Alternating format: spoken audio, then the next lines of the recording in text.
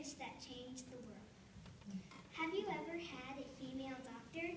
If so, you might be surprised to hear there once was a time when women could not be doctors. You might be wondering what or who changed that. I'll tell you who: Elizabeth Blackwell. Elizabeth Blackwell was born February 3rd, 1821 in Bristol, England. She was the third of 9 children. Their names were Emily, Samuel, Henry, Sarah, George, John, Marion, Anna, and of course, Elizabeth. Both parents were strong Methodists. Her father owned a sugar refinery, which was sadly wiped out during the Depression. After that, the father decided it was time to strike out and start a new life.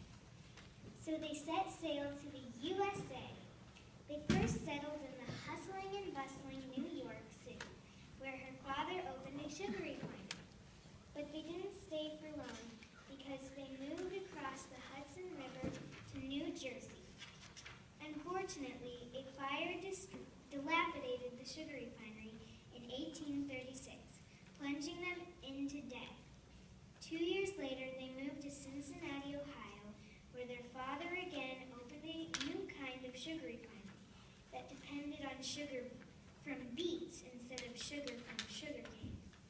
Elizabeth's childhood was like a wild roller coaster with a lot of ups and downs. But little did she know, one day in the future, she would be the foremost female doctor in America. Of course, no one stays a child forever. So Elizabeth grew and grew to be a fine young lady. But something that didn't grow was the population of female doctors. In fact, there was no population. The population was 0.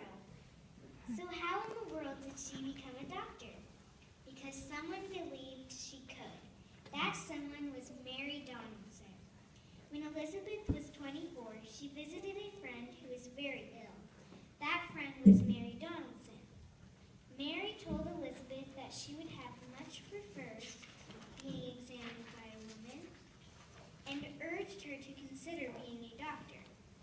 At first, Elizabeth could not believe her ears, but the thought stuck in her head. She thought about it every day, from the minute she got up until the last minute before she fell asleep. Finally, she asked other doctors and friends what they thought about it. Some thought it was a wonderful idea, but some insolently laughed, which made her quite perturbed. They thought it was a joke, but it definitely was not. She started to work as a teacher to earn money for medical school. She soon started to apply for handfuls of medical schools, which all sent back the same answer: no. 28 no's in all. Now that's a whole lot of negativity. But she refused to give up. She was as stubborn as a mule.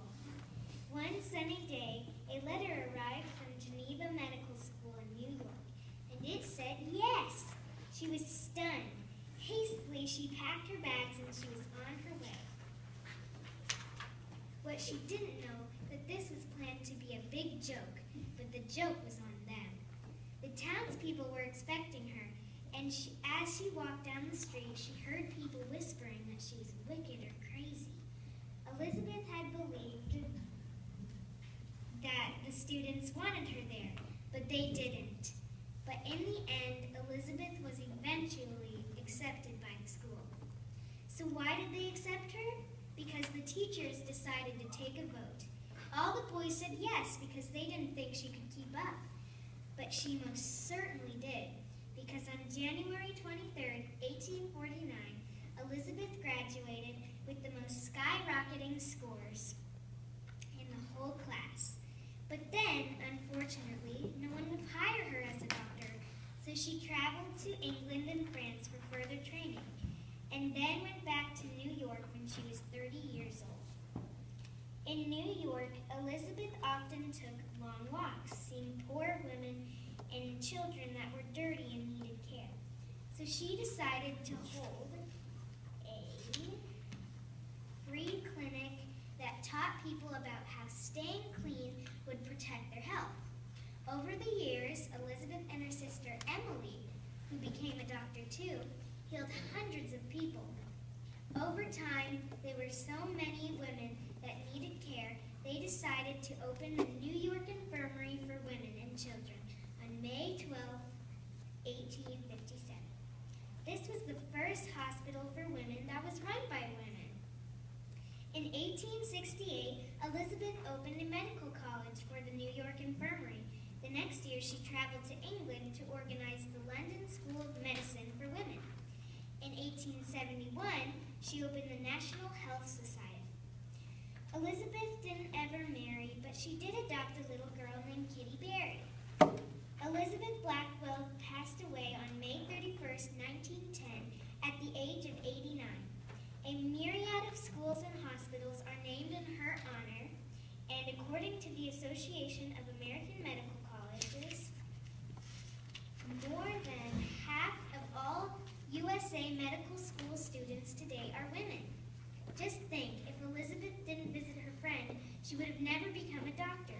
Also, without the courage, tenaciousness, and patience, none of this would have been possible. She has become a historical gem.